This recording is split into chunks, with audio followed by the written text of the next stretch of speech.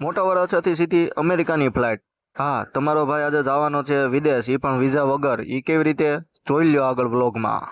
તો રામ રામ સીતારામ ને જય શ્રી કૃષ્ણ. મારા નવા વ્લોગની અંદર તમારું હાર્દિક અને એટલું હાર્દિક સ્વાગત છે કે હાર્દિક પંડ્યાએ શરમાઈ જાય. તો રોજની જેમ ટીપટોપ થઈને આપણે તો સૂર્યનારાયણના દર્શન કરી અને હર હર મહાદેવના નારા લગાવી અને નીકળી પડ્યા પૃથ્વીના પ્રવાસે.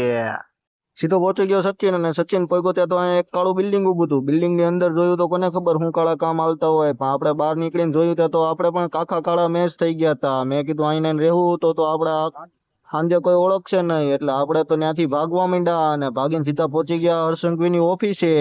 મેં કીધું આ જો સચિનમાં કઈક કાળું બિલ્ડિંગ છે, એમાં હું આખો કાળો થઈ ગયો, પણ સાહેબ હતા બીજી, એટલે આપણે ત્યાંથી કલટી મારીને પહોંચી ગયા સીધા ભટ્ટારમાં મારા આમથી આમ ફાફા અને આમથી આમ નજરો કરી, પણ કાંઈ મેળ ન પડ્યો, કેમ કે આપણે જવાનું હતું વિદેશ. ભલે રિયલમાં વિઝા ન મળે, પણ સપનામાં તો જઈ શકીએ ને, એટલે સપનામાં વિદેશ જવા માટે આપણે તો બેસી ગયા. જો આ છે વિદેશ જવાની ઓફિસ, અને અહીંયાથી આપણે વિદેશ જવા માટે નીકળી ગયા સપનામાં. તો બસ આજના માટે આટલું જ. લાઈક કરો, શેર કરો, ફોલો કરો.